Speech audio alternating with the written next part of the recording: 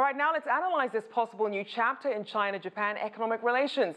Yuki Tatsumi, director of the Stimson Center Japan Program, joins me now in studio. Welcome to the show. Hi, Michelle. So give us your take on the expectations of Premier Lee's visit to Japan and the main deliverables that we saw.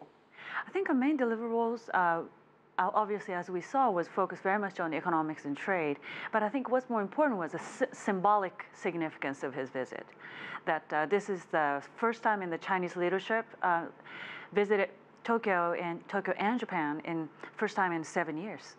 And this is a very important beginning of, as both leaders said, resetting of the Japan-China relationship.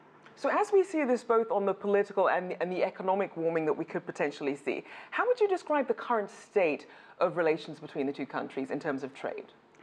I think trade-wise, I think they have been trading very actively despite the frosty political and military relationship.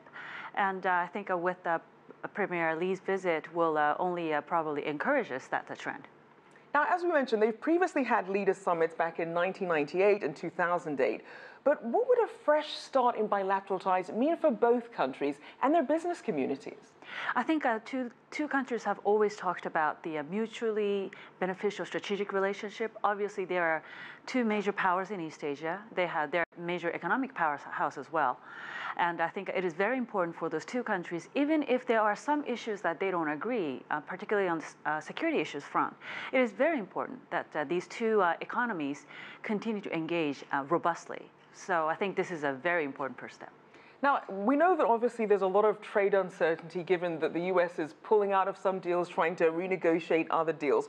So what do you think about the timing of warming of relations at this point? I think it's very significant. As the previous reporting shows, both Japan and China have been the subject of the Trump administration's economic sanctions. And for Japan particularly, the further tension between US and China on trade also negatively affects Japan as well. So it's very important that Japan and China begin the dialogues now to how to engage themselves economically, so that both countries in some extent absorb the negative impact of these US punitive measures in trade. Now, as we know, the metals tariffs were originally aimed at penalizing China, but we saw that a lot of countries, including Japan, got dragged into it. And when Abe came to visit Trump, I'm sure he was hoping for an exemption. He still hasn't received that. So what is Japan's overall take when it comes to what's happening with US-China trade? I think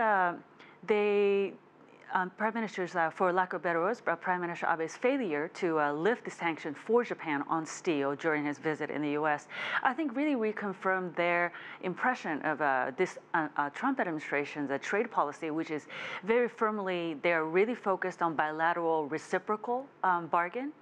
And if they really don't, for the lack of better words, make a distinction between whether it can be a strategic competitor like China or it can be a decades-long strong ally like Japan. And we also saw that Japan showed a possible interest in incorporating on China's Belt and Road Initiative. What do they stand to gain from joining, and what could some potential challenges be in that? I think Prime Minister Abe has kept talking about these cooperation can be considered on a case-by-case basis.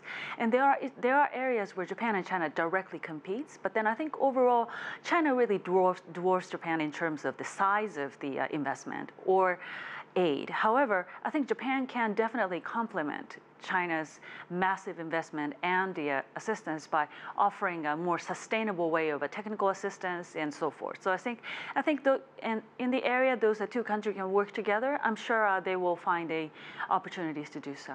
And we know that they're both interested in innovation. Everyone wants to upgrade their economies right now. What do you see as the main sectors that they could cooperate on? I think, oddly enough, I think how the two countries response to the challenges posed by the aging of their respective societies, I think could be have a very good potential. I mean, both countries have a very technologically advanced economy, and they need those technologies to soften the impact of the aging society for themselves.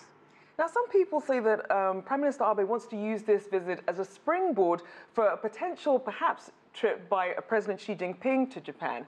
What's the likelihood of that happening? I think now that two leaders have met, and I'm reading the readouts from the foreign ministry, and it looks very positive. And in fact, Premier Lee extended invitation to Prime Minister Abe to visit Beijing before the end of the year. So I think they are on the steady track of exchanging these high-level visits. So I don't think I think it's highly likely that the President Xi will visit Japan sooner rather than later. All right, thank you for joining us. Yuki Tatsumi there, Director of the Japan Program at the Stimson Center.